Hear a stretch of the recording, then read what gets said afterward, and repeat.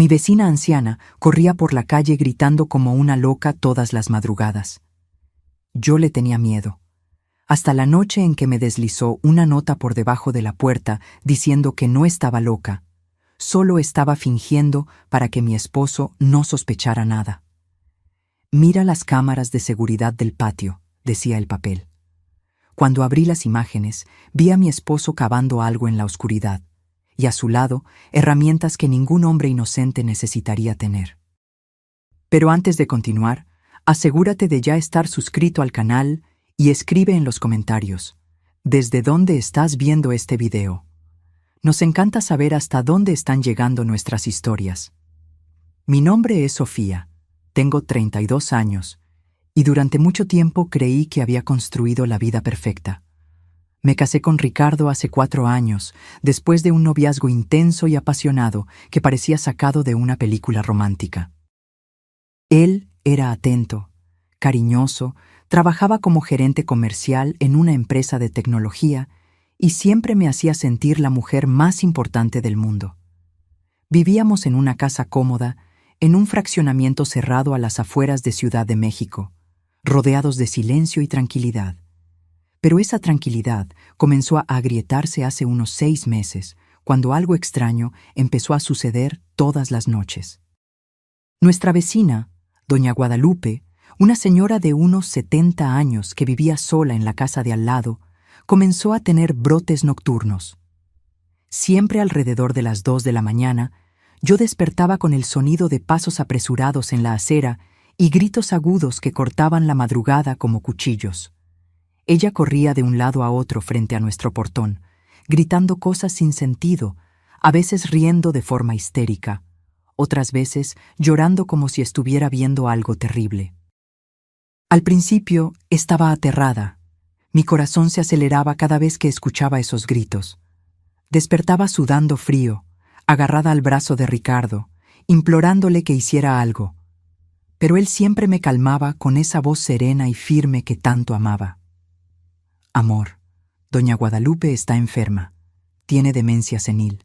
No podemos culparla por eso», decía él, acariciando mi cabello mientras yo temblaba bajo la manta. «Si llamamos a la policía o a los bomberos, la internarán en un lugar horrible». «¿Quieres eso en tu conciencia?» Y yo, claro, no quería. Ricardo tenía ese don de hacerme sentir culpable por tener miedo, como si mi compasión estuviera faltando. Entonces me tragaba el pavor e intentaba volver a dormir, aún con los gritos resonando por la calle vacía. Las semanas fueron pasando y los episodios se convirtieron en parte de la rutina. Cada madrugada, el mismo ritual. Doña Guadalupe aparecía corriendo, gritando, golpeando postes, riendo sola.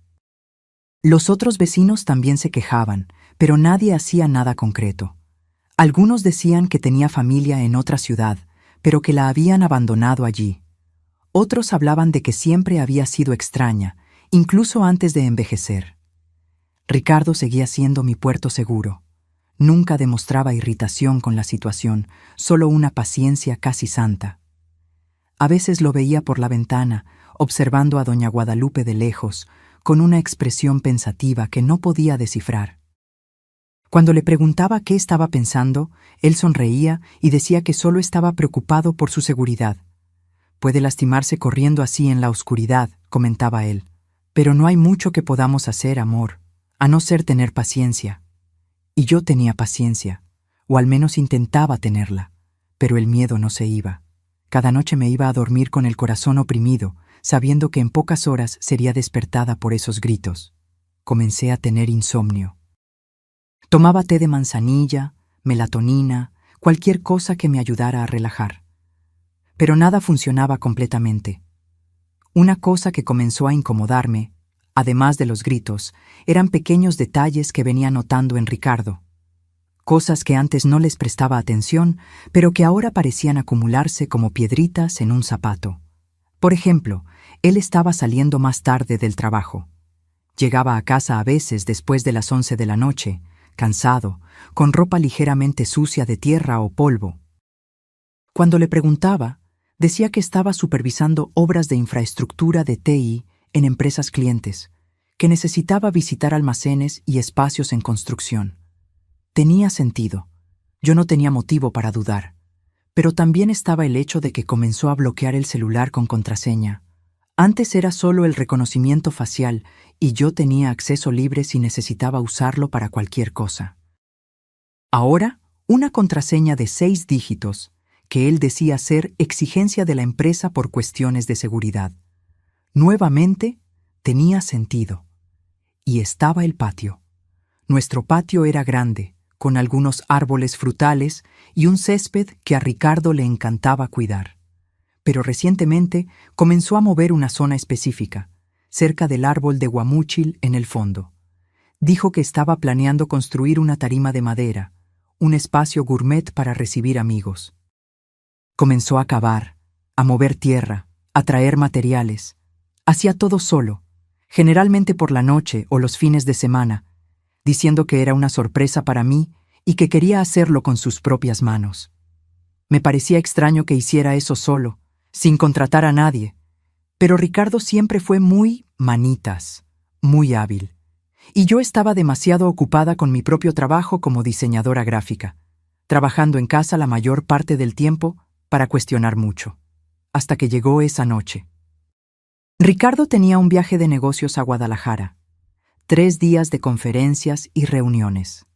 Salió la mañana de un jueves, me dio un beso prolongado en la frente y me dijo que tuviera cuidado, que cerrara bien las puertas, que no abriera a extraños.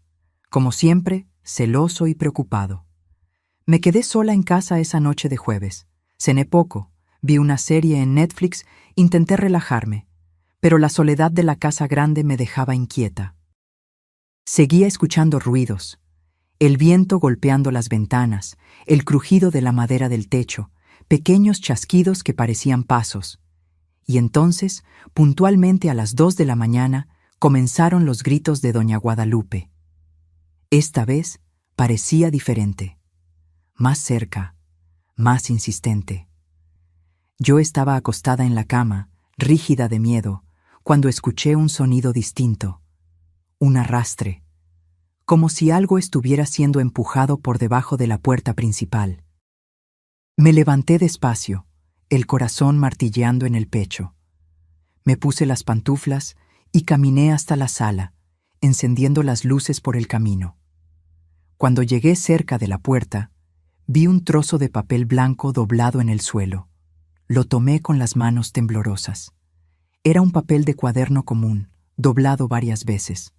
Lo abrí lentamente y leí las palabras escritas con bolígrafo azul, en letra temblorosa pero legible. Sofía, yo no estoy loca, no estoy senil, estoy fingiendo. Tu marido no puede saber que estoy lúcida. Por favor, mira las cámaras de seguridad de tu patio, las imágenes de los últimos días. Necesitas ver lo que está haciendo cuando piensa que nadie está mirando. Después ven a mi casa. Estaré esperando. Por favor, confía en mí. Tu vida puede estar en peligro. Mi boca se secó. Leí la nota 3 veces, intentando procesar. ¿Doña Guadalupe no estaba loca? ¿Estaba fingiendo? ¿Por qué? ¿Y qué estaría haciendo Ricardo en el patio que yo necesitaba ver? Mi primer instinto fue descartar aquello como delirio de una persona realmente enferma. Pero algo en la escritura, en la forma en que las palabras estaban organizadas, parecía demasiado lúcido para ser obra de alguien con demencia avanzada. Y estaba la última frase: tu vida puede estar en peligro. Esto me heló la espina. Fui hasta la oficina donde estaba el computador conectado al sistema de seguridad de la casa. Ricardo había instalado cámaras hacía cerca de 1 año, diciendo que era para nuestra protección, ya que el fraccionamiento estaba apartado y tenía algunas casas desocupadas. Teníamos cámaras en la entrada, en la cochera, en el área de servicio y en el patio trasero. Encendí el computador con las manos temblando. Accedí al software de monitoreo. Las cámaras grababan continuamente y los archivos se guardaban por 30 días antes de ser reemplazados. Comencé a buscar las grabaciones del patio. Elegí una fecha aleatoria de la semana anterior, cuando Ricardo dijo que se había quedado hasta tarde trabajando en la dichosa tarima. Avancé el video hasta la noche. Eran alrededor de las 11. La imagen estaba en blanco y negro, con esa calidad medio verdosa de la visión nocturna. Y entonces vi. Ricardo estaba en el patio. Pero no estaba construyendo tarima alguna. Estaba cavando profundo, con una pala, sudando, moviendo tierra con una intensidad casi frenética. Y a su lado, iluminada por la luz tenue del poste del vecino, vi una lona plástica grande, negra, doblada y lista. El tipo de lona que se usa para cubrir cosas. Mi estómago se revolvió. Continué viendo. Ricardo cavó por casi 2 horas. El agujero quedó profundo, tal vez 1,5 metros. Se detuvo, secó el sudor, miró alrededor como si verificara si alguien estaba viendo. Luego tomó la lona y la extendió cuidadosamente al lado del agujero. Y después tomó algo que hizo que mi sangre se congelara, una cuerda gruesa y una cinta adhesiva industrial. Él colocó aquello dentro del agujero, lo cubrió con un poco de tierra y luego salió de escena. Pausé el video. Mis manos sudaban tanto que el ratón casi se me resbala. Intenté respirar, pero parecía que no había aire suficiente en la sala. ¿Qué era aquello? ¿Por qué mi esposo estaba cavando un agujero enorme en el patio, escondiendo lona, cuerda y cinta adhesiva? ¿Y por qué hacerlo en medio de la noche, a escondidas? Busqué otras fechas. Él había hecho esto en al menos 3 noches diferentes en las últimas 2 semanas. Siempre el mismo patrón. Llegar tarde, ir directo al patio, cavar, organizar materiales, cubrir todo de vuelta. Y en una de las grabaciones vi algo que me hizo levantar y caminar en círculos por la sala, con ganas de vomitar. Ricardo estaba agachado cerca del agujero y tenía un objeto en la mano. Acerqué la imagen lo máximo que pude. Era un cuchillo grande, de mango negro, que él limpiaba cuidadosamente con un paño antes de guardar en una bolsa. No era un cuchillo de cocina, era un cuchillo de caza, del tipo que corta carne con precisión. Me senté en el suelo, abrazando mis rodillas, intentando no entrar en pánico. Mi esposo, el hombre que yo amaba, que compartía la cama conmigo todas las noches, que me besaba cada mañana antes de salir para el trabajo, estaba cavando una fosa en nuestro patio. Una fosa del tamaño de un cuerpo humano, y preparando herramientas que parecían destinadas a... ¿Qué? ¿Atar a alguien? ¿Esconder a alguien? Y la única pregunta que martilleaba en mi cabeza, insistente y aterrorizante, era ¿para quién es esa fosa? Me quedé paralizada en el suelo de la oficina el tiempo suficiente para que mis piernas comenzaran a hormiguear. La luz del computador iluminaba mi rostro en tonos azulados, mientras mi cerebro intentaba desesperadamente encontrar una explicación racional para lo que acababa de ver. Tal vez Ricardo estaba haciendo algún trabajo de jardinería complejo. Tal vez necesitaba enterrar escombros, restos de construcción, alguna cosa que exigiera un agujero profundo. Pero entonces, ¿por qué la lona? ¿Por qué la cuerda? ¿Por qué el cuchillo? ¿Y por qué esconderme todo esto a mí? Miré nuevamente la nota de doña Guadalupe, todavía arrugada en mi mano. Tu vida puede estar en peligro. Las palabras parecían pulsar en el papel, ganando un peso que ya no podía ignorar. ¿Será que ese agujero era para mí? La idea era demasiado absurda para procesar.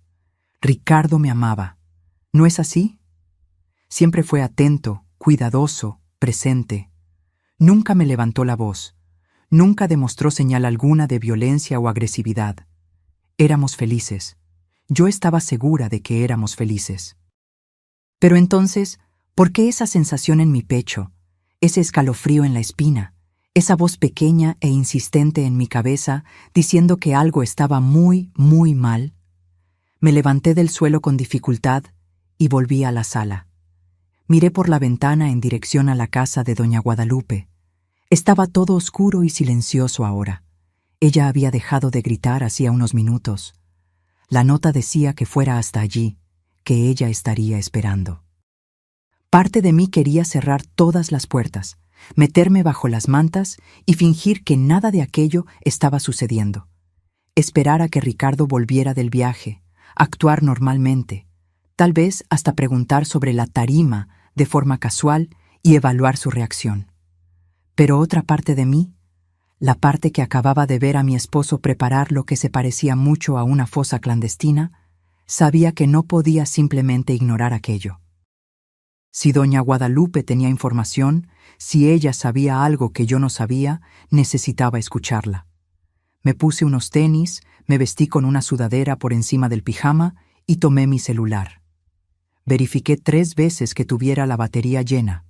Pensé en llamar a alguien, a mi hermana, a mi mamá, a una amiga. ¿Pero qué diría?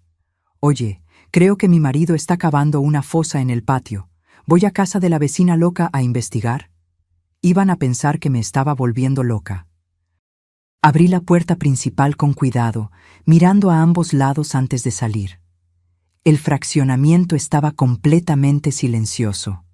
No había alumbrado público fuerte, solo los postes espaciados que creaban más sombras que luz. La casa de doña Guadalupe estaba a solo 20 metros de la mía, pero el camino hasta allí parecía kilométrico. Caminé rápido por la acera, los brazos cruzados sobre el pecho. Cuando llegué al portón de ella, dudé. ¿Y si esto era una trampa? ¿Y si doña Guadalupe estuviera realmente loca y me estuviera atrayendo dentro de su casa con algún propósito chiflado? Pero entonces la puerta principal se abrió, iluminando el camino hasta la entrada. Y allí estaba ella. Doña Guadalupe no parecía en absoluto la mujer despeinada e histérica que yo veía corriendo por las calles todas las noches. Estaba usando ropa sencilla pero limpia, pantalón de chándal y una sudadera de manga larga. El cabello blanco estaba recogido en un moño bajo y organizado, y sus ojos, los ojos que yo siempre imaginé vacíos y confusos, estaban perfectamente lúcidos, fijos en mí con una intensidad que me hizo detenerme a mitad de camino. «Sofía», dijo, y su voz era firme, sin rastro alguno de la locura performática que yo estaba acostumbrada a escuchar. «Pasa, por favor. Necesitamos hablar». Tragué saliva y avancé. Pasé por el portón, crucé el pequeño jardín delantero y entré en la casa. El interior era sorprendentemente normal. Muebles antiguos pero bien cuidados, olor a lavanda, todo arreglado y limpio. Nada que sugiriera que una persona con demencia senil vivía allí. Doña Guadalupe cerró la puerta detrás de mí y puso el seguro. El sonido del cerrojo me hizo saltar. «Disculpa», dijo ella, notando mi sobresalto. «Es precaución. Siéntate, por favor». Ella señaló un sofá de tela floreada y me senté en la orilla, tensa, las manos apretadas en mi regazo. Doña Guadalupe se sentó en un sillón frente a mí y me miró con una seriedad que me hizo sentir como si estuviera siendo evaluada. «¿Viste las imágenes?», preguntó directamente, sin rodeos. Asentí, la voz atrapada en la garganta. «¿Y?», insistió. «¿Entendiste lo que está pasando?» Yo no sé», admití, y mi voz salió débil, casi un susurro. «Ricardo está cavando un agujero en el patio. Hay una lona, herramientas, pero no entiendo». «¿Por qué? ¿Para qué?». Doña Guadalupe suspiró hondo, como si estuviera reuniendo fuerzas para contar algo muy pesado. «Sofía, voy a ser directa contigo porque no tenemos mucho tiempo. Ricardo no es quien tú crees que es. Y ese agujero en tu patio no es para una tarima o una remodelación». Mi corazón se aceleró. «¿De qué estás hablando?». «Estoy hablando de que tu esposo está planeando matarte». Las palabras cayeron sobre mí como un balde de agua fría. Negué con la cabeza, rehusando. «No. Eso no tiene sentido. Ricardo me ama. Él finge amarte». Doña Guadalupe me interrumpió, la voz dura pero no cruel. «Así como fingió amar a las otras», parpadeé, confundida. «¿Las otras?». Ella se levantó y fue hasta un pequeño escritorio en la esquina de la sala. Abrió un cajón y sacó una carpeta de archivo. Volvió y la colocó frente a mí, abriéndola para revelar un montón de papeles, fotos impresas y anotaciones. Hace 6 años, una mujer llamada Berenice murió en circunstancias sospechosas. Estaba casada con un hombre que trabajaba en el sector de tecnología. Vivían en una casa apartada, así como ustedes. Fue encontrada muerta en el patio y la policía archivó el caso como accidente doméstico, caída seguida de traumatismo craneal. El esposo, devastado, vendió la casa y desapareció. Ella empujó una foto en mi dirección. Era de una mujer joven, bonita, de cabello castaño y sonrisa amplia. Y a su lado, en la foto de boda, estaba un hombre. Un hombre que no reconocí de inmediato, pero que tenía rasgos familiares. La mandíbula, la forma de los ojos. 2 años después, doña Guadalupe continuó volteando otra página. Otra mujer, Carla, casada con un gerente comercial, misma historia, casa apartada, muerte súbita, archivado como accidente. Otra foto, otra mujer, otro hombre a su lado, y esta vez, incluso con el cabello diferente y los lentes que él usaba en la imagen, lo reconocí. Era Ricardo. Mi cabeza dio vueltas. No, no puede ser. Ese no puede ser él. Él cambia de nombre, de apariencia, de ciudad, pero el patrón es siempre el mismo, Sofía. Se casa con mujeres que tienen algún patrimonio, alguna herencia, algo de valor. Las enamora, construye una vida aparentemente perfecta, y luego, cuando el momento es el adecuado, las elimina y se queda con todo. Sentí como si el suelo se estuviera abriendo debajo de mí. ¿Cómo sabes todo esto? ¿Quién eres tú? Doña Guadalupe se inclinó hacia adelante, los ojos fijos en los míos. Fui investigadora privada durante 30 años, Sofía. Me jubilé hace 10, pero aún mantengo contactos. Cuando Ricardo y tú se mudaron aquí, lo reconocí. Llevó tiempo, mucha investigación, cruce de datos, pero estaba segura de que era él. El problema es que no tengo pruebas concretas suficientes para que la policía actúe.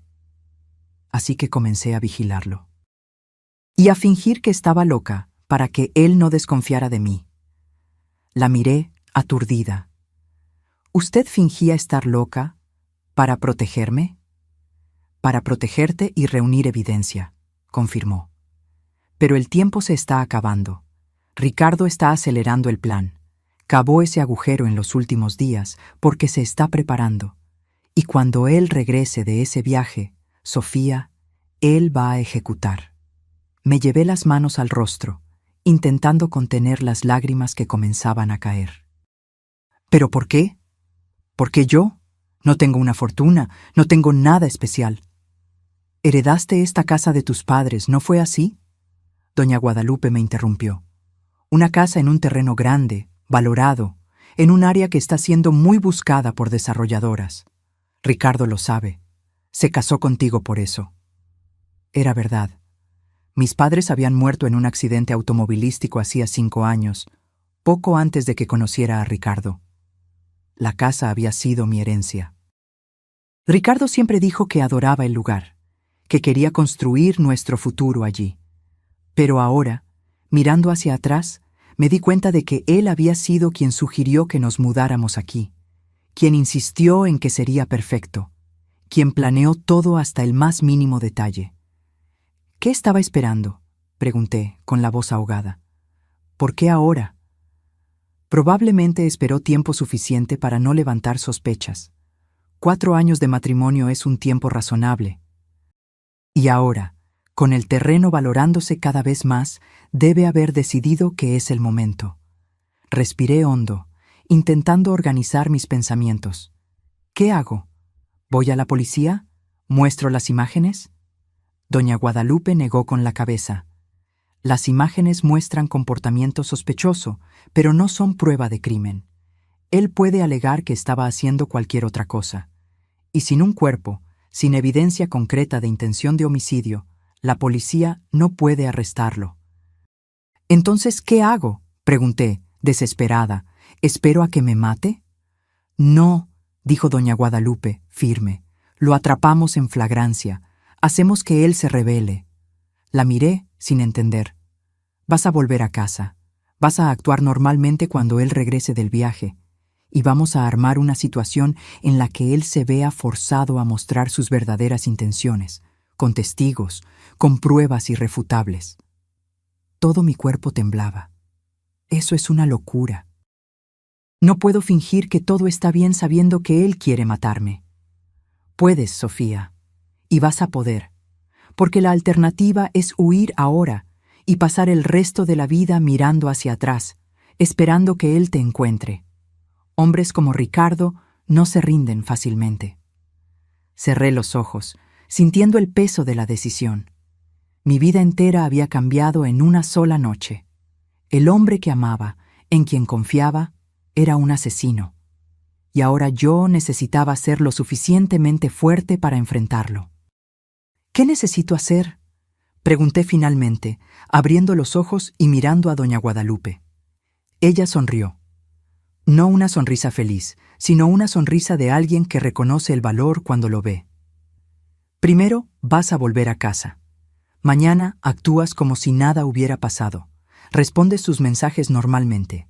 Y cuando él regrese, ponemos nuestro plan en acción. Volví a casa con las piernas temblorosas y la cabeza dando vueltas. Cada sombra en la calle parecía observarme. Cada ruido me hacía saltar. Cerré la puerta con llave tan pronto entré. Verifiqué todas las ventanas 2 veces y fui directo al dormitorio. Pero no pude dormir ni un minuto esa noche. Me quedé acostada en la cama, mirando el techo, intentando procesar todo lo que doña Guadalupe me había contado. Ricardo, mi esposo, era un asesino en serie que mataba por dinero. Lo había hecho antes, con otras mujeres, y ahora yo era la siguiente en la lista.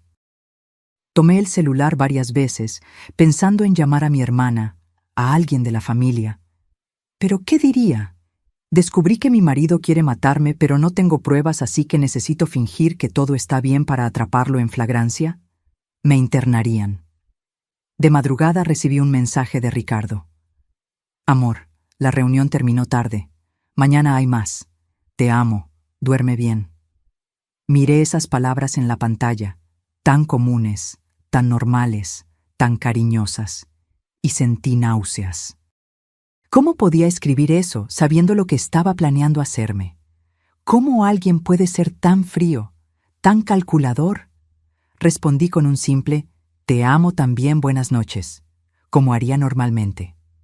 Y luego me quedé mirando la conversación, preguntándome cuántas otras mujeres habían recibido mensajes parecidos de él antes de morir.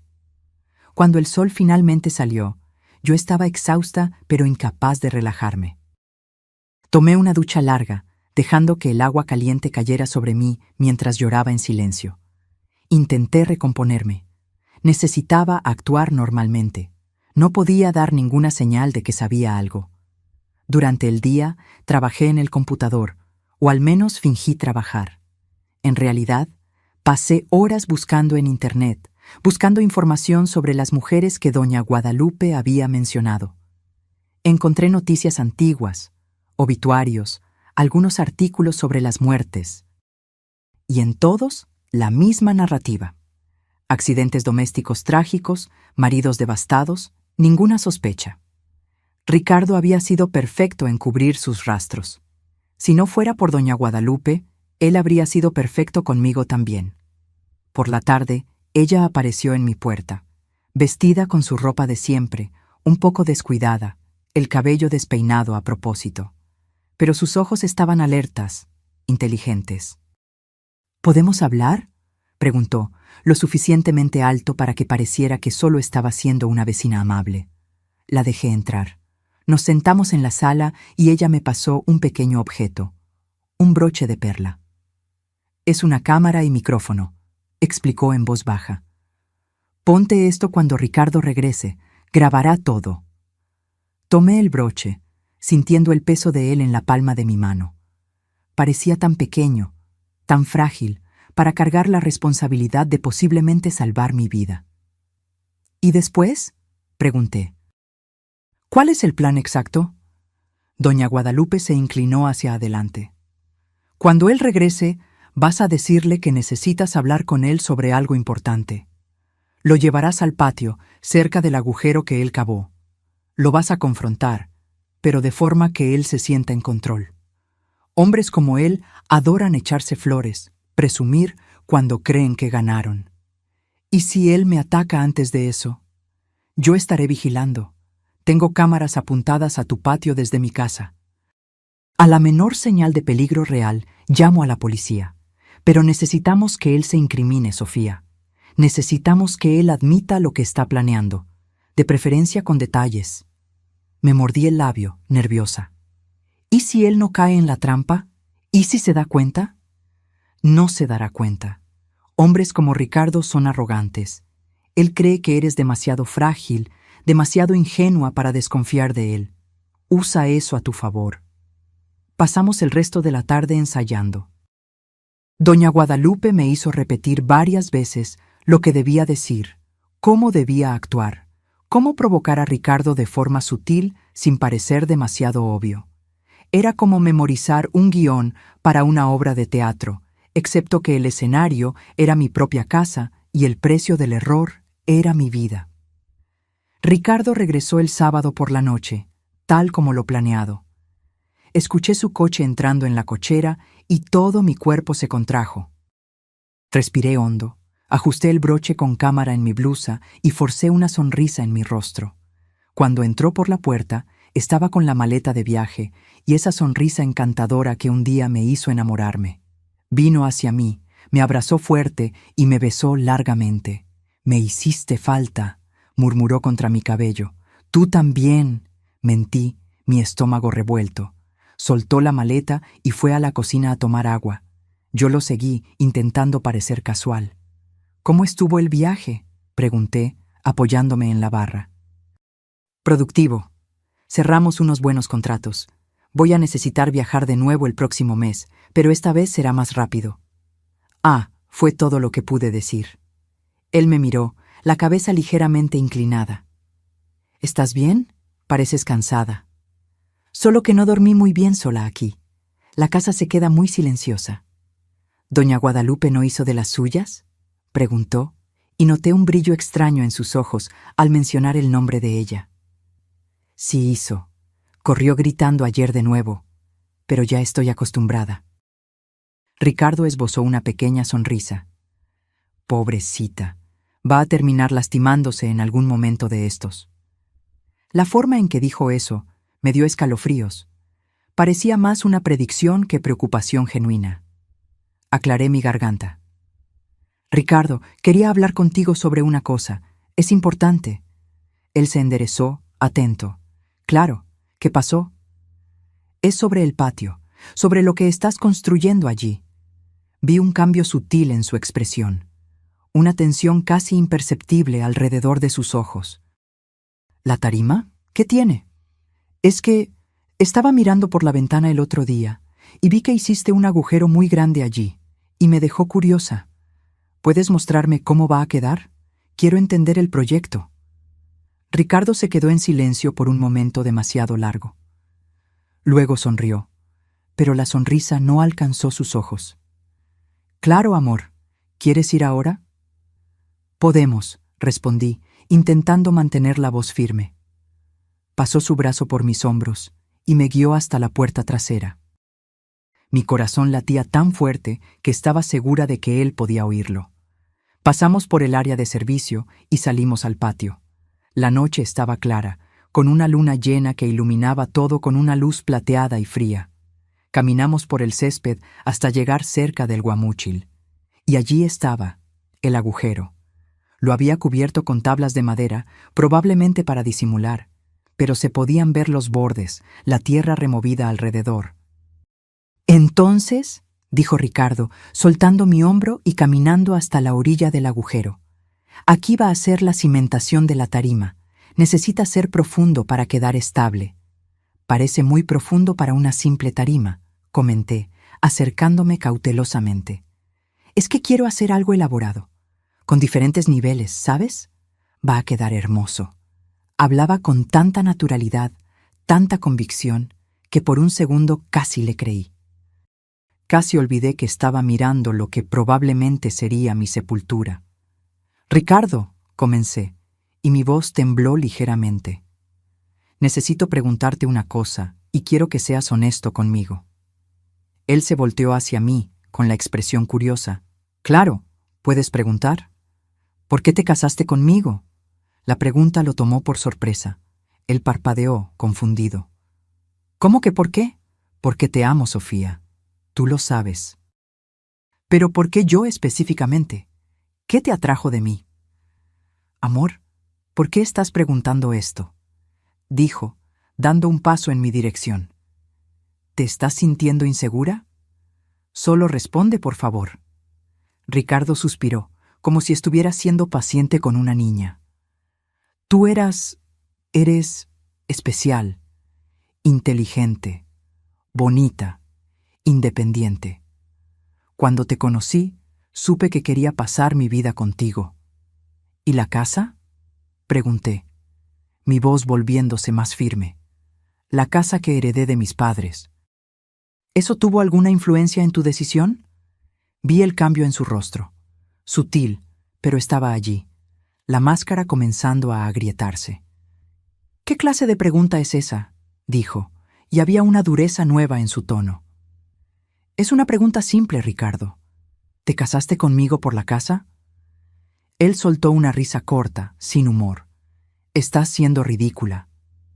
«¿Ridícula?», repetí, sintiendo que la rabia comenzaba a hervir dentro de mí.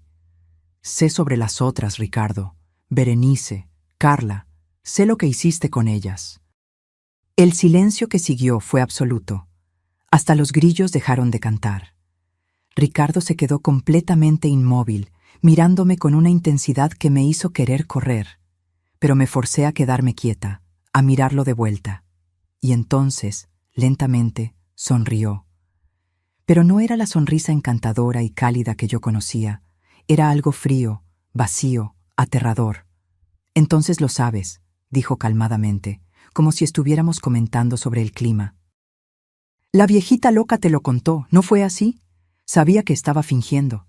Debería haberme deshecho de ella primero». Mi sangre se congeló. Acababa de confesar. Acababa de admitir todo. «¿Por qué, Ricardo?», pregunté, y mi voz salió quebrada. «¿Por qué hacer esto?». Él se encogió de hombros, las manos en los bolsillos, completamente relajado. «Dinero, claro. ¿Por qué más?». «Crecí sin nada, Sofía. Tuve que trabajar como un condenado toda la vida solo para sobrevivir. Y luego me di cuenta de que había un camino más fácil. Mujeres solitarias, con patrimonio, desesperadas por compañía. Era casi demasiado fácil». «Eres un monstruo», susurré. «Soy práctico», corrigió. «Y tú habrías sido la más fácil de todas, si esa bruja no se hubiera metido». Él sacó las manos de los bolsillos y vi que sostenía algo. Una cuerda. «Pero está bien», continuó, avanzando despacio en mi dirección.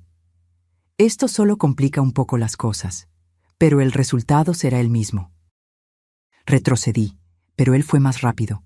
Agarró mi brazo con fuerza, tirando de mí hacia el agujero. «¡No!», grité, intentando soltarme.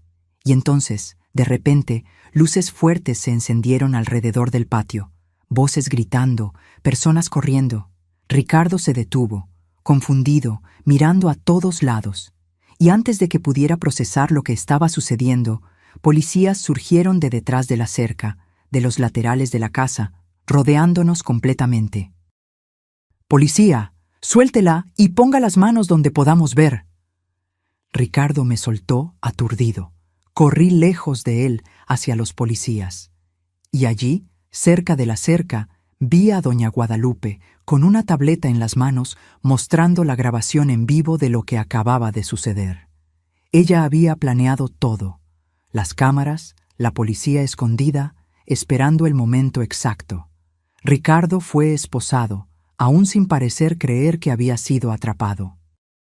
Me miró una última vez antes de ser llevado, y lo que vi en sus ojos no fue remordimiento o arrepentimiento. Era solo rabia por haber fallado. Los días que siguieron fueron un borrón de declaraciones, abogados y entrevistas con la policía. La casa quedó acordonada como escena del crimen por casi una semana entera. Cordón de aislamiento amarillo, peritos revisando cada rincón del patio, excavando el agujero que Ricardo había cavado, buscando más evidencia. Encontraron más de lo que esperaban. Además de la lona, la cuerda y la cinta adhesiva, hallaron una caja de herramientas enterrada cerca del guamúchil. Dentro de ella, guantes quirúrgicos, más cuerdas, una sierra manual, productos de limpieza pesada e instrucciones escritas en detalle sobre cómo deshacerse de un cuerpo sin dejar rastros. Ricardo había planeado cada paso con una frialdad que me dejó nauseabunda por días. Fui obligada a quedarme en un hotel durante el periodo de la investigación. Doña Guadalupe se ofreció a quedarse conmigo, y acepté sin dudar. No podía estar sola. Cada vez que cerraba los ojos, veía el rostro de Ricardo esa noche, admitiendo todo con esa calma aterradora. Las grabaciones del broche con cámara y las cámaras que doña Guadalupe había instalado estratégicamente alrededor de la casa fueron fundamentales. Capturaron cada palabra de su confesión, cada movimiento. No había forma de negarlo, de alegar malentendido o montar una defensa. Ricardo estaba acabado. La investigación se profundizó. La policía comenzó a investigar los casos anteriores que doña Guadalupe había mencionado. Berenice y Carla. Los casos fueron reabiertos, se solicitaron exhumaciones, se hicieron nuevos análisis forenses. Y, una por una, las piezas encajaron. Ricardo no era solo un asesino. Era un depredador meticuloso que había operado por casi una década, cambiando de identidad, de apariencia, de ciudad, siempre un paso adelante de las autoridades. Había usado al menos 5 nombres diferentes. Tenía cuentas bancarias en 3 estados. Y, lo más perturbador de todo, tenía un cuaderno donde anotaba detalles sobre sus víctimas. Cuando la policía me mostró el cuaderno, sentí como si me hubieran dado un puñetazo en el estómago. Allí estaba yo, Sofía, 32 años, diseñadora gráfica, heredera de propiedad valuada en 8 millones de pesos, debilidades, baja autoestima, dependencia emocional, familia distante. Estrategia: romance intenso, matrimonio rápido, aislamiento gradual de los amigos. Eliminación prevista para después de 4 años de matrimonio. Método: caída accidental seguida de traumatismo craneal. Había planeado mi muerte desde el principio. Desde el primer encuentro, la primera conversación, el primer beso. Todo había sido calculado, ensayado, ejecutado con precisión quirúrgica. Encontré mi entrada junto a las anotaciones sobre Berenice y Carla. Los métodos eran siempre parecidos, pero adaptados a cada situación. Berenice había caído de una escalera. Carla se había ahogado en la bañera. Yo sería víctima de un accidente en el patio, probablemente empujada dentro del agujero y dejada allí hasta morir, o muerta antes y enterrada. Lloré por horas después de ver aquello. No por Ricardo, sino por mí misma. Por cuánto tiempo había vivido al lado de un monstruo sin darme cuenta. Por cómo había sido manipulada, usada, transformada en nada más que una transacción financiera.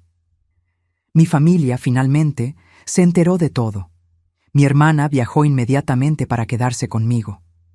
Mi madre entró en shock y necesitó acompañamiento médico por algunos días. Todo el mundo había adorado a Ricardo. Había sido el yerno perfecto, el cuñado atento, el esposo ejemplar. La idea de que todo había sido una farsa, una performance elaborada, era demasiado difícil de procesar. ¿Cómo no te diste cuenta?, me preguntó mi hermana una noche, mientras estábamos sentadas en el cuarto del hotel. No era una acusación, sino una pregunta genuina, cargada de confusión y dolor. Porque él era bueno en eso, respondí, mirando la pared. Sabía exactamente qué decir, cómo actuar, cuándo retroceder y cuándo avanzar. Él estudió esto, Amanda. Estudió cómo manipular personas, cómo leer debilidades y usarlas. Y yo estaba vulnerable cuando lo conocí. Acababa de perder a nuestros padres. Estaba sola, perdida. Él se aprovechó de eso. Amanda tomó mi mano y la apretó. Esto no es culpa tuya, Sofía. Nada de esto es culpa tuya. Racionalmente, yo sabía que ella tenía razón, pero emocionalmente cargaba un peso enorme de vergüenza. Vergüenza de haber sido engañada. Vergüenza de no haber visto las señales. Vergüenza de haber confiado ciegamente en alguien que estaba planeando matarme. El juicio fue rápido. Con toda la evidencia, Ricardo no tuvo mucho espacio para maniobrar. Su abogado intentó alegar locura temporal, pero las anotaciones meticulosas en el cuaderno, la planificación detallada, la ejecución fría de asesinatos anteriores, todo eso probaba que estaba perfectamente consciente de sus acciones. Fui llamada a testificar. Tuve que sentarme en ese tribunal a pocos metros de Ricardo y contar mi historia. Mirarlo mientras relataba cómo había sido manipulada, engañada, casi muerta. Él me miró durante toda la declaración, no con rabia o remordimiento, solo con esa misma expresión vacía, como si yo fuera un problema matemático que él no había conseguido resolver adecuadamente. Cuando fue su turno de hablar, Ricardo se rehusó a mostrar arrepentimiento alguno. Dijo que había hecho lo que era necesario para sobrevivir en un mundo injusto, que mujeres como yo, que heredaban patrimonio sin trabajar por él, no merecían aquello. Que él estaba solo redistribuyendo recursos de forma más eficiente. La frialdad con que hablaba era perturbadora. Hasta el juez pareció afectado. Fue condenado a 3 cadenas perpetuas consecutivas, sin posibilidad de libertad condicional, una por cada víctima confirmada: Berenice, Carla y el intento contra mí. La fiscalía estaba investigando otros casos aún, de mujeres que habían desaparecido en circunstancias sospechosas en ciudades donde Ricardo había vivido. Cuando la sentencia fue leída, sentí un alivio inmenso, pero también un vacío extraño. Se había hecho justicia, pero las cicatrices permanecían. Volví a casa semanas después del juicio. La policía había liberado la propiedad, pero no podía mirarla de la misma forma. Cada habitación cargaba memorias envenenadas. La sala donde veíamos películas. La cocina donde él preparaba el desayuno para mí los domingos. El cuarto donde dormíamos juntos, donde él me abrazaba todas las noches mientras planeaba mi muerte. Doña Guadalupe apareció el primer día que regresé. Traía un pastel casero y una sonrisa amable. «¿Cómo estás?», preguntó, sentándose conmigo en el porche. «Sobreviviendo», respondí honestamente. Creo que es la mejor descripción. Solo sobreviviendo. Ella asintió, comprensiva. Llevará tiempo. El trauma no se cura de la noche a la mañana. Pero eres fuerte, Sofía. Más fuerte de lo que imaginas. No me siento fuerte, me siento estúpida, rota. No eres ninguna de las dos, dijo firmemente. Fuiste víctima de un depredador sofisticado. Eso no te hace débil o tonta, te hace humana. Nos quedamos en silencio por un momento, observando el patio. El agujero había sido rellenado, el césped replantado. Pronto, no habría señal física de lo que había sucedido allí, pero las marcas emocionales permanecerían por mucho tiempo. «¿Por qué hizo esto?», pregunté de repente. «¿Por qué arriesgó tanto para salvarme? Usted ni siquiera me conocía bien». Doña Guadalupe suspiró, mirando el horizonte. «Porque ya he visto muchas víctimas a lo largo de mi carrera. Mujeres que fueron engañadas, usadas, descartadas. Y la mayoría de las veces llegaba demasiado tarde. Solo podía recolectar evidencia, cerrar casos, traer justicia post-mortem. Pero contigo tuve la oportunidad de llegar a tiempo, de impedir que otra vida fuera desperdiciada. No podía dejar pasar esa oportunidad». Sentí lágrimas ardiendo en mis ojos. «Gracias, gracias por no rendirse conmigo». Ella apretó mi mano. «No tienes que agradecer. Solo promete que seguirás viviendo. Viviendo de verdad. No solo existiendo. No dejes que él te robe más de lo que ya robó. Era un pedido difícil, porque Ricardo había robado mucho.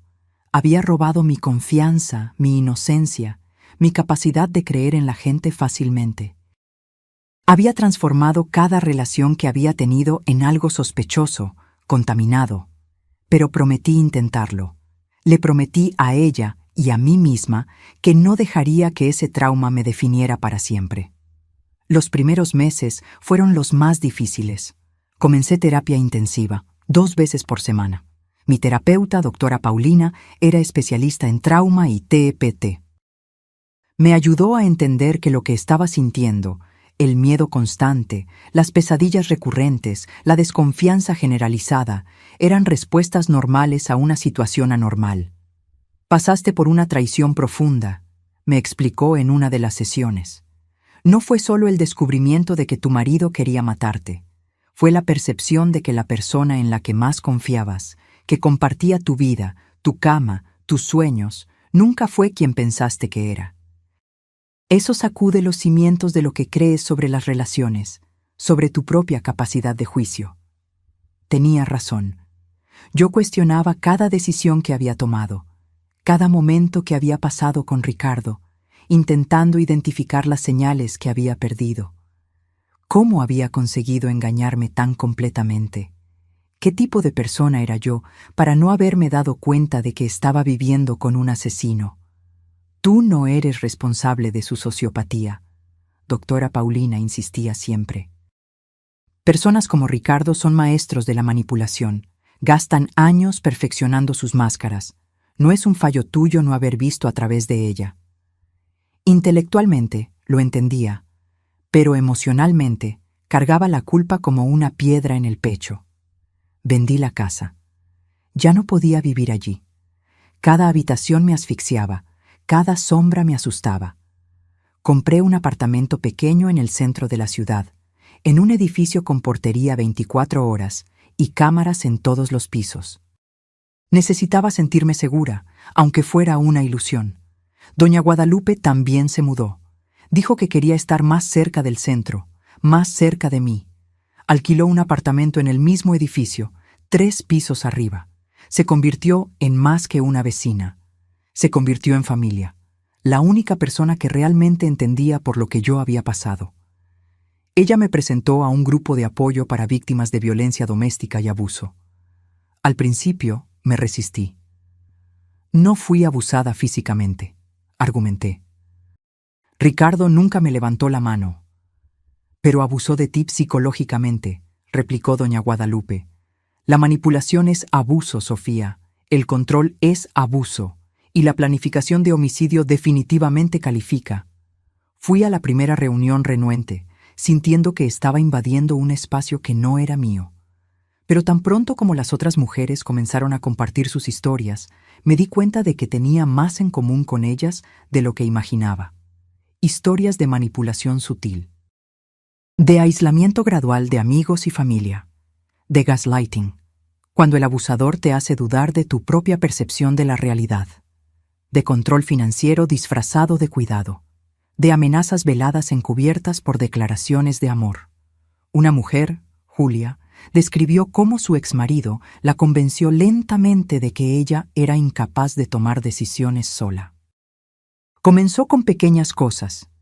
Deja que yo elija el restaurante, tú siempre dudas demasiado.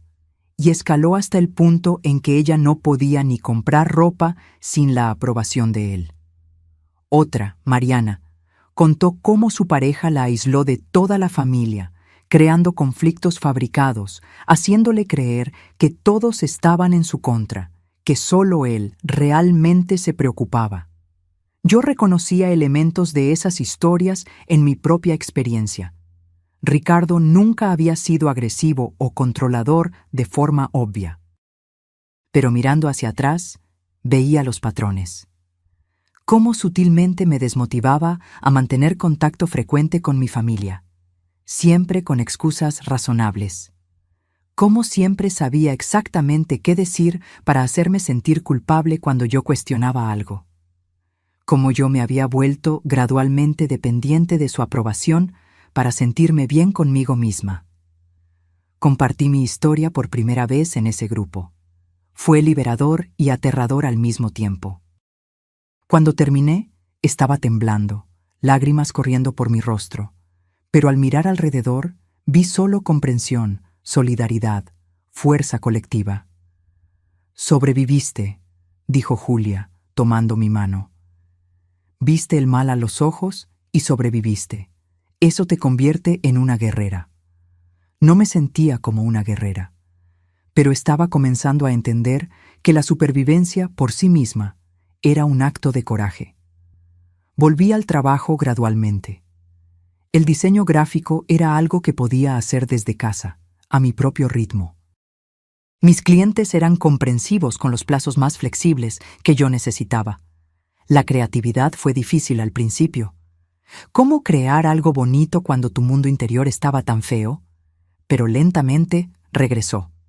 Cada proyecto concluido era una pequeña victoria. Prueba de que yo todavía era capaz, todavía era funcional, todavía tenía valor más allá de ser víctima de Ricardo. Doña Guadalupe se convirtió en parte de mi rutina diaria. Tomábamos café juntas todas las mañanas. Ella contaba historias de los casos antiguos que investigó, siempre con lecciones incluidas sobre resiliencia, sobre no dejar que el mal gane, sobre la importancia de confiar en los instintos. «Tu instinto estaba intentando avisarte», me dijo una mañana. Sentiste que algo estaba mal, incluso sin poder nombrar el qué. El problema es que se nos enseña a ignorar esos instintos, especialmente a las mujeres. Se nos enseña a ser educadas, a dar el beneficio de la duda, a no hacer un drama. Pero a veces, hacer un drama salva tu vida. Pensé en las noches que había pasado en vela, sintiendo esa sensación extraña en el pecho cuando miraba a Ricardo. En las veces que cuestioné mentalmente alguna cosa que él dijo, pero dejé pasar. En los momentos en que todo mi cuerpo gritaba, algo está mal, pero mi cabeza racionalizaba, encontraba explicaciones. ¿Cómo sabemos cuándo confiar en los instintos y cuándo estamos solo siendo paranoicas?, pregunté. Doña Guadalupe pensó por un momento. Creo que la cuestión no es saber con certeza. Es darte permiso para investigar, para hacer preguntas incómodas, para poner tu seguridad por encima de la educación. Es mejor ser llamada paranoica y estar viva que ser considerada confiada y terminar muerta. Era una verdad dura, pero necesaria. 6 meses después del juicio recibí una carta. Era de Ricardo, de la cárcel.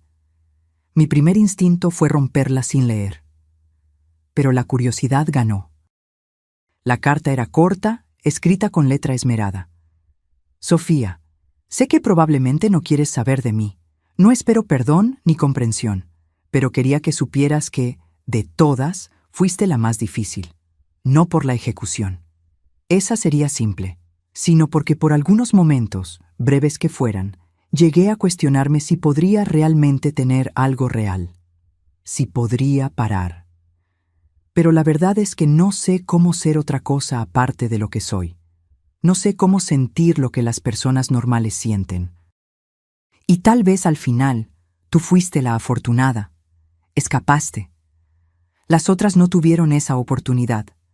No sé si esto ofrece algún consuelo. Probablemente no. Pero pensé que deberías saber. Fuiste la única que estuvo cerca de hacerme querer cambiar. Solo que no fue lo suficientemente cerca. R. Leí la carta 3 veces, sintiendo una mezcla extraña de rabia, asco y una tristeza profunda.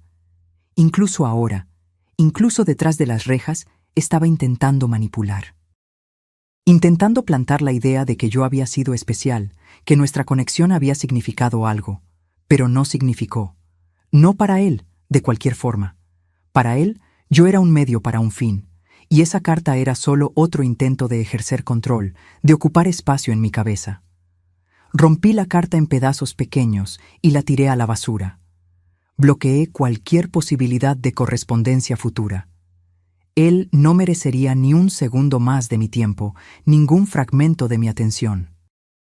Pero la carta me hizo pensar en Berenice y Carla, las otras víctimas. Ellas no habían tenido la suerte que yo tuve, No tenían una doña Guadalupe vigilando, protegiendo, interviniendo en el momento adecuado. Me puse en contacto con las familias de ellas a través de los abogados. Fue difícil, doloroso. ¿Cómo te presentas a personas que perdieron a seres queridos a manos del hombre que tú llamaste esposo? Pero fueron amables, acogedoras incluso. Compartimos historias, comparamos notas, lloramos juntas. Y de alguna forma, aquello ayudó. Creó un sentido de comunidad en torno al trauma, un propósito compartido de garantizar que Ricardo nunca más tuviera oportunidad de lastimar a nadie. Juntas, trabajamos con una organización que ayudaba a víctimas de crímenes violentos. Ofrecimos testimonios, participamos en campañas de concientización, hablamos en escuelas y universidades sobre señales de relaciones abusivas, sobre la importancia de confiar en los instintos, sobre cómo operan realmente los depredadores. Era emocionalmente agotador. Cada vez que contaba mi historia en público, revivía el trauma. Pero también era catártico. Transformaba mi dolor en algo útil, en algo que podría salvar otras vidas. Y lentamente, muy lentamente, comencé a sentirme menos rota. Las cicatrices aún estaban allí, y probablemente siempre lo estarían. Pero comenzaron a doler menos. Comenzaron a parecer menos como heridas abiertas y más como marcas de batalla. Evidencia de que había enfrentado algo terrible y sobrevivido. Un año después del juicio, decidí hacer algo que hacía meses venía evitando. Volví al barrio donde vivía con Ricardo. No a la casa. Esa ya había sido demolida por una constructora, sino al barrio, a las calles que solía caminar, a los lugares que formaban parte de mi vida antes de que todo se desmoronara. Doña Guadalupe fue conmigo. ¿Estás segura de que estás lista?, preguntó en el coche. No, admití. Pero creo que nunca voy a estar totalmente lista, y necesito hacerlo. Necesito probarme a mí misma que puedo. Llegamos al final de la tarde, cuando el sol comenzaba a descender en el horizonte, tiñendo todo de tonos anaranjados. El barrio estaba más concurrido de lo que recordaba. Nuevas casas habían sido construidas, nuevas familias se mudaron. La vida había continuado, indiferente al drama que se había desarrollado allí. Caminamos despacio por la calle. Cuando llegamos al terreno donde estaba mi antigua casa, me detuve y miré el espacio vacío. Tablones rodeaban el lugar. Máquinas de construcción estaban estacionadas, señalando que pronto algo nuevo sería erigido allí. Era extraño pensar que aquel lugar, que una vez representó mi hogar, mis sueños de futuro, ahora era solo un lote vacío esperando ser transformado en otra cosa. Como si todo lo que sucedió allí hubiera sido borrado, reemplazado. Pero yo sabía que no había sido borrado. No para mí. Las memorias estaban todas allí, vívidas y dolorosas. ¿Puedes ver belleza aquí todavía?, doña Guadalupe preguntó suavemente. Pensé por un momento. No sé, pero tal vez no necesite ver belleza. Tal vez solo necesite aceptar que esto fue parte de mi historia, sin dejar que defina quién soy. Ella sonrió, aprobando. Eso es madurez emocional, Sofía. Estás creciendo a través del dolor, no a pesar de él. Continuamos caminando, pasando por otras casas, por vecinos que saludaban sin reconocerme. Era liberador ser invisible allí, ser solo otra persona de paso. Cuando volvimos al coche, me sentí más ligera, no curada, pero más completa, como si hubiera cerrado un ciclo, aunque los bordes aún estuvieran un poco deshilachados. En el camino de vuelta, doña Guadalupe me contó más sobre su pasado, sobre los casos que investigó, los criminales que ayudó a capturar, pero también sobre los casos que no consiguió resolver, las víctimas que no pudo salvar a tiempo. Llevo algunas de ellas hasta hoy, admitió, mirando por la ventana. Hay una especialmente, Ana. Tenía tu edad, casada con un hombre encantador, exitoso. Vecinos me llamaron porque desconfiaban de cosas extrañas. Comencé a investigar, pero fui demasiado despacio. Cuando finalmente reuní suficiente evidencia, ella ya estaba muerta. Él alegó suicidio. Con mi investigación, conseguimos probar que fue homicidio. Él fue arrestado. Pero Ana siguió muerta. Hizo una pausa, la voz volviéndose más baja. Eso fue hace casi 15 años. Y desde entonces me prometí a mí misma que si tenía otra oportunidad, si veía otro caso parecido, no sería lenta. No esperaría por la evidencia perfecta, actuaría. Fue por eso que fingió estar loca, dije, entendiendo. Para tener acceso, para protegerme sin levantar sospechas. Exactamente. No iba a permitir que sucediera otra Ana. No si podía evitarlo. Sentí una oleada de gratitud tan fuerte que casi me asfixió. Usted salvó mi vida, Guadalupe, literalmente. Y tú le diste sentido a los últimos años de mi jubilación, respondió con una sonrisa triste. A veces creo que nos salvamos mutuamente, de formas diferentes. Esa noche, sola en mi apartamento, pensé mucho sobre el propósito, sobre cómo el trauma puede romperte, pero también puede moldearte en algo más fuerte, más consciente, más empático. Decidí hacer algo concreto con mi experiencia. Con la ayuda de doña Guadalupe y las familias de Berenice y Carla, creamos una fundación. El objetivo era ofrecer apoyo a víctimas de relaciones abusivas, educar sobre señales de alerta y financiar investigaciones de casos sospechosos que las autoridades no estaban priorizando. La llamamos Fundación Renacimiento. El nombre era a propósito. La idea de que incluso después de la destrucción más absoluta es posible renacer. No fue fácil. Burocracia, recaudación de fondos, estructuración. Pero cada obstáculo superado parecía una pequeña venganza contra Ricardo. Cada vida que tocábamos, cada mujer que ayudábamos a escapar de situaciones peligrosas, era una forma de transformar mi dolor en algo positivo. Comenzamos pequeños. Una oficina modesta, 2 empleadas además de mí y doña Guadalupe. Pero la demanda era aterradora. Recibíamos docenas de mensajes por día de mujeres pidiendo ayuda, orientación, simplemente alguien que creyera en ellas cuando decían que algo estaba mal en sus relaciones. Implementamos una línea directa 24 horas, alianzas con albergues. Contratamos investigadores privados para casos donde había sospechas, pero faltaban pruebas. Y creamos un programa educativo para escuelas, enseñando a jóvenes sobre relaciones saludables, sobre consentimiento, sobre cómo identificar comportamientos abusivos desde el principio. La respuesta fue abrumadora. En 6 meses ya habíamos ayudado a más de 50 mujeres a escapar de situaciones peligrosas. Algunas eran casos extremos, como el mío. Otras eran situaciones de abuso psicológico, control financiero, aislamiento social. Cada historia me rompía un poco el corazón, pero también lo llenaba de determinación. Ninguna de esas mujeres merecía lo que estaba pasando. Y si yo podía usar mi experiencia, mi supervivencia, para marcar una diferencia en sus vidas, entonces tal vez todo el sufrimiento tendría algún propósito. 2 años después del juicio de Ricardo, recibí una llamada inesperada. Era la fiscal que había trabajado en el caso. Tenía novedades. Durante la investigación continua, la policía había identificado a 3 posibles víctimas más de Ricardo en otros estados. Mujeres que habían desaparecido o muerto en circunstancias sospechosas en periodos que coincidían con la presencia de él en esas regiones. Una de ellas, Patricia, había sido reportada como fugitiva por el entonces esposo, uno de los alias de Ricardo. Él alegó que ella había abandonado el matrimonio y desaparecido con otro hombre. El caso nunca fue investigado a fondo. Con las nuevas evidencias, encontraron el cuerpo de Patricia, enterrado en una propiedad rural que pertenecía a una de las identidades falsas de Ricardo. Había sido estrangulada.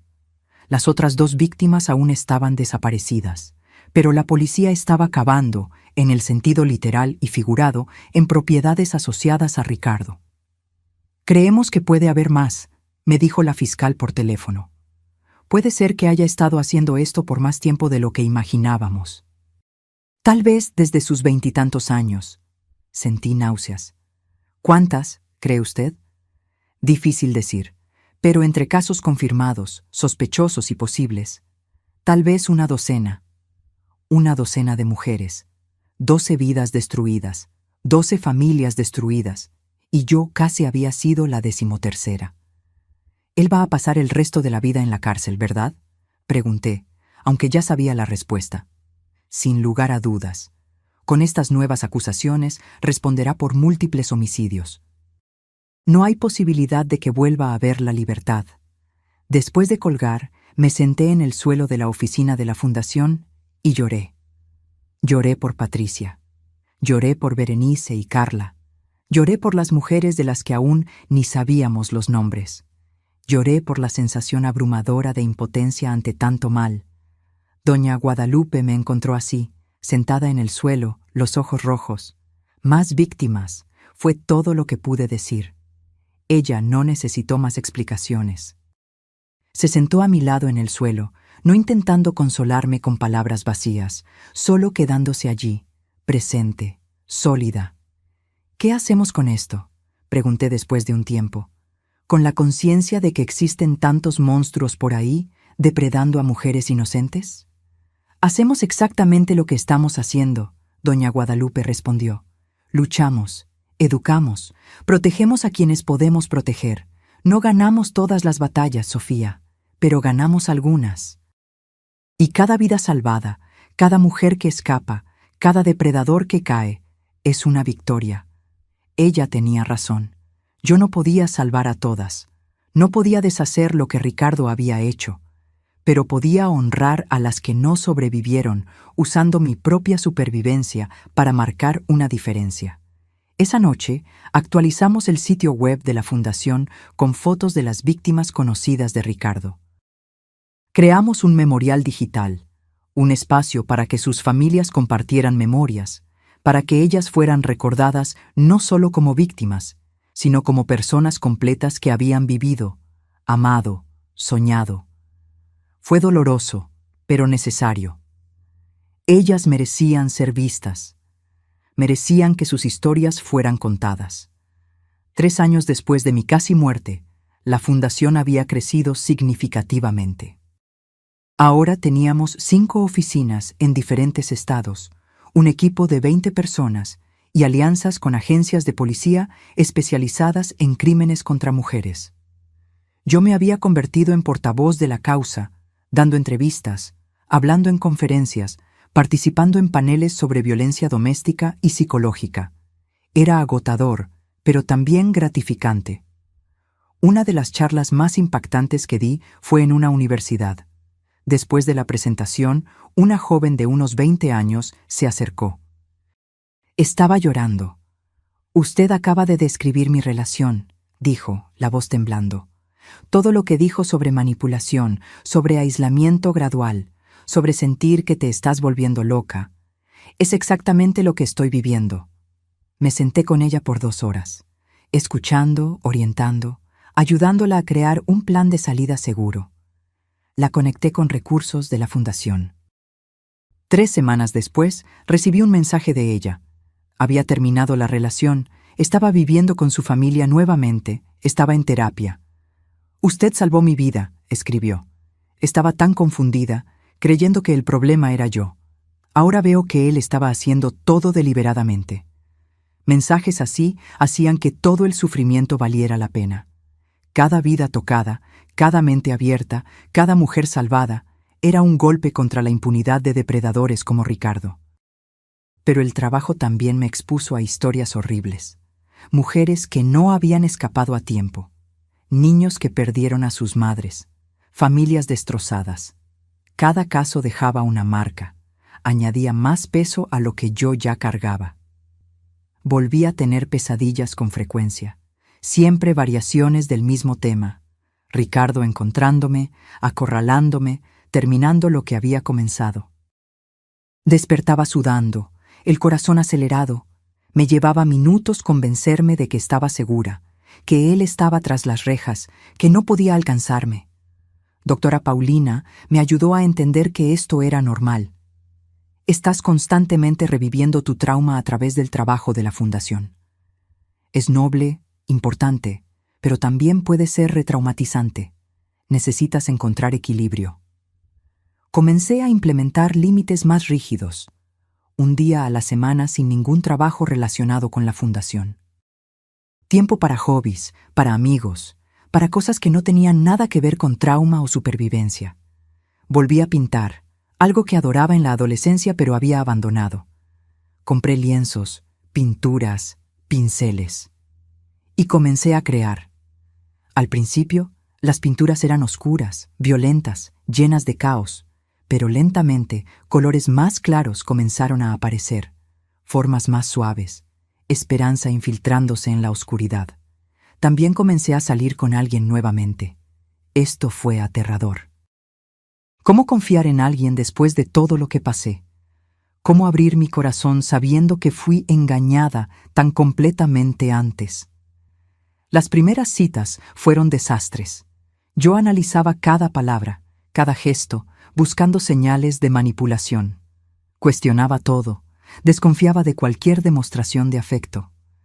Era agotador para mí e injusto para las otras personas. Hasta que conocí a Pedro. Nos conocimos en una librería, literalmente tropezando el uno con el otro mientras buscábamos libros en la misma sección. Era profesor de historia, dulce, paciente, con un sentido del humor sutil que me hacía reír genuinamente. Nuestra primera conversación duró 3 horas. Él no intentó impresionar con historias elaboradas o encanto excesivo, fue simplemente real. Habló sobre sus propias luchas, sobre haber perdido a su madre por cáncer, sobre cómo eso lo hizo valorar las conexiones genuinas. Conté mi historia la tercera vez que nos encontramos. No podía seguir saliendo con él sin que lo supiera. Pensé que lo iba a asustar, que iba a salir corriendo tan pronto supiera el nivel de bagaje que yo cargaba. Pero él solo me escuchó. Cuando terminé, tomó mi mano y dijo: «Gracias por confiarme esto, y lamento mucho lo que pasaste. Pero quiero que sepas, no te veo como rota o dañada. Veo a alguien increíblemente fuerte que sobrevivió a algo horrible y eligió transformar eso en algo positivo». Lloré frente a él por primera vez. No de tristeza, sino de alivio, de ser vista, realmente vista y no rechazada. Nuestra relación progresó despacio. Pedro respetaba mis límites, nunca presionaba, siempre se comunicaba abiertamente. Cuando yo tenía ataques de pánico o pesadillas, él estaba allí, pero sin asfixiar, sin intentar arreglar, solo presente y solidario. «No sé si puedo ser la pareja que mereces», admití una noche, meses después de estar juntos. «Todavía tengo tantas cosas sin resolver». «Todo el mundo tiene cosas», respondió. «Y no estoy buscando perfección, Sofía. Estoy buscando conexión real, y eso es lo que tenemos». Fue liberador estar con alguien que no exigía que yo fingiera estar completamente curada, que aceptaba que la sanación es un proceso, no un destino. 4 años después de escapar de Ricardo, llegó una noticia inesperada. Él estaba enfermo, cáncer avanzado. Los médicos le daban algunos meses de vida. No sé lo que sentí cuando lo supe. No era satisfacción exactamente, ni compasión. Era algo más complejo, más confuso. Pidió verme. A través de su abogado, envió una solicitud formal. Decía que quería arreglar las cosas antes de morir. Mi primera reacción fue rehusar terminantemente. ¿Por qué le daría el privilegio de mi presencia? ¿Por qué arriesgaría a ponerme en una posición vulnerable nuevamente? Pero algo me jalaba. Tal vez la necesidad de closure. Tal vez curiosidad sobre lo que él posiblemente tendría que decir. Tal vez solo el deseo de mirarlo a los ojos una última vez, no como víctima, sino como sobreviviente. Consulté a doctora Paulina. «No hay respuesta correcta aquí», me dijo. «Pero si decides ir, ve preparada, ve con alguien, y recuerda, no le debes nada. Ni perdón, ni comprensión, ni paz mental». Decidí ir. Doña Guadalupe insistió en acompañarme. Pedro también quería venir, pero pensé que sería demasiado. Algunos enfrentamientos necesitamos encararlos solo con las personas que estuvieron allí desde el principio. La cárcel era fría, estéril, con ese olor característico a desinfectante y desesperación. Pasamos por varios niveles de seguridad antes de ser llevadas finalmente a la sala de visitación especial. Ricardo estaba diferente. Mucho más delgado, el cabello completamente canoso, la piel con tono amarillento. El cáncer lo estaba consumiendo visiblemente. Pero los ojos todavía tenían ese brillo calculador que yo recordaba tan bien. Estaba sentado en una silla de ruedas, esposas en las muñecas, a pesar de estar claramente demasiado débil para representar cualquier amenaza física. Me senté a la mesa frente a él.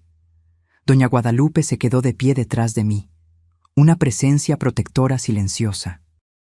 «Sofía», dijo, y su voz estaba ronca, débil. «Gracias por venir». No respondí, solo miré, esperando. Él tosió, una tos profunda y dolorosa. «Sé que no tengo derecho a pedir nada, pero quería pedirte disculpas antes de morir». «Disculpas», repetí, sin emoción. «¿Por intentar matarme? ¿Por matar a otras mujeres? ¿Por destruir familias enteras?» «Por todo», dijo, desviando la mirada. «Sé que no significa nada ahora, pero necesito decirlo. Estaba equivocado. Todo lo que hice estuvo mal». El silencio se instaló entre nosotros. Estudié su rostro, buscando sinceridad por arrepentimiento genuino. Y lo que vi fue nada. Sus palabras eran vacías, mecánicas. Incluso ahora, a las puertas de la muerte, estaba actuando. «Usted no siente remordimiento real, ¿verdad?», pregunté calmadamente. «Está arrepentido de haber sido atrapado, de estar muriendo en la cárcel en lugar de libre y rico, pero no de las mujeres que mató». Sus ojos volvieron a mí, y por un breve momento la máscara se deslizó. Vi frialdad allí, la misma frialdad de esa noche en el patio. «Siento lo que puedo sentir», dijo finalmente. «No soy como tú, Sofía. Nunca lo fui. No sé cómo se siente el remordimiento de la forma en que las personas normales sienten. Entonces, ¿por qué llamarme aquí? ¿Qué quiere realmente?» Él suspiró. «Tal vez solo quería verte una última vez. Ver lo que escapó. Tú fuiste la única que ganó, ¿sabes? Todas las otras, yo gané. Pero tú me derrotaste.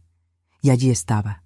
Incluso muriendo, todavía se trataba de ganar o perder. De control. De poder». Me levanté de la silla. «Espero que sus últimos meses sean largos y dolorosos, Ricardo. Y espero que gaste cada segundo pensando en todas las vidas que destruyó». Comencé a girarme para salir. «Sofía», llamó, la voz un poco más alta. Me detuve, pero no me volteé. «Nunca vas a ser completamente libre de mí.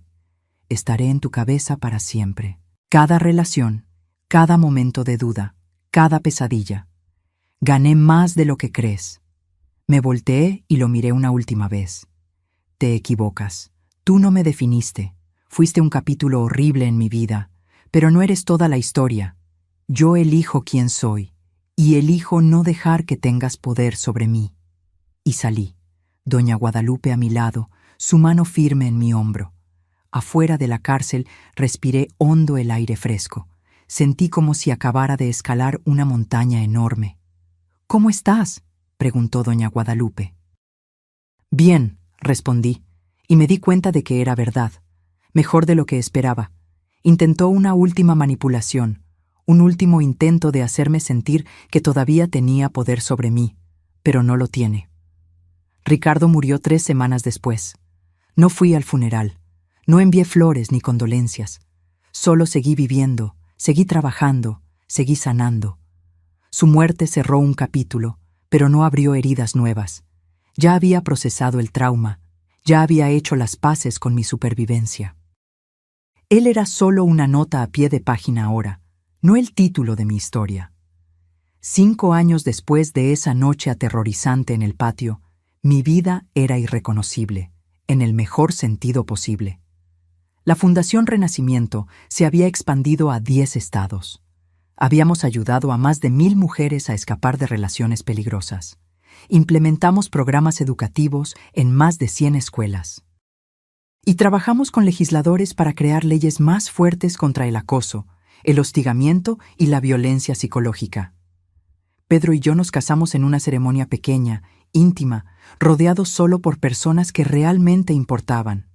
Fue tan diferente de mi boda con Ricardo. Aquella había sido un show, una performance elaborada. Esta fue genuina, llena de amor real, de vulnerabilidad real. Doña Guadalupe fue mi madrina. Ahora tenía 80 años, aún tan lista como siempre, todavía trabajando activamente en la fundación. Voy a trabajar hasta el día que me muera, decía. Mientras tenga aliento, lucharé por esas mujeres.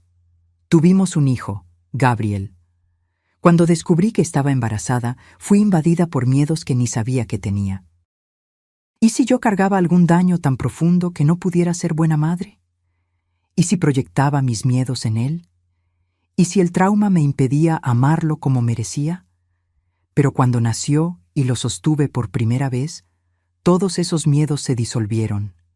Mirar a ese sercito perfecto, tan vulnerable, tan confiado, me llenó de un propósito renovado. Iba a criar un hijo que entendiera el consentimiento, que respetara los límites, que reconociera las señales de abuso. Iba a criar a un hombre bueno en un mundo que desesperadamente necesitaba más hombres buenos. En una tarde de verano, sentada en el balcón de nuestro apartamento con Gabriel durmiendo en mi regazo, miré todo lo que construimos. Yo, Doña Guadalupe, Pedro, todo el equipo de la fundación. Mi celular sonó. Era un mensaje de una de las mujeres que habíamos ayudado recientemente. Una foto de ella y sus hijos en un parque, sonriendo, libres. «Ustedes me salvaron», decía el mensaje. «Gracias por ayudarme a ver que merecía más». Lágrimas llenaron mis ojos, pero eran lágrimas buenas. Ricardo había intentado destruirme. Había cavado una fosa literal para mí, planeado mi muerte con la misma frialdad con que planeaba el desayuno. Pero había fallado, y en el proceso me había dado inadvertidamente un propósito mayor de lo que jamás habría encontrado de otra forma. Miré a Gabriel, luego a Pedro que estaba leyendo en el sofá de la sala, luego a la foto de la fundación en la pared, Doña Guadalupe y yo cortando la cinta en la inauguración de nuestra oficina más grande. Había sobrevivido, había sanado, había prosperado.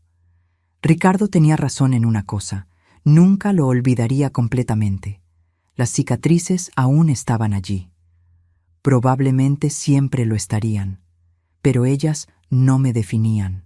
Eran solo parte de mi historia, no la historia entera. Yo era Sofía.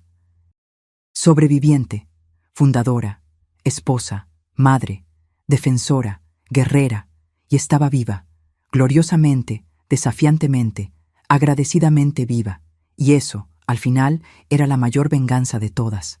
Vivir bien, amar bien, marcar la diferencia.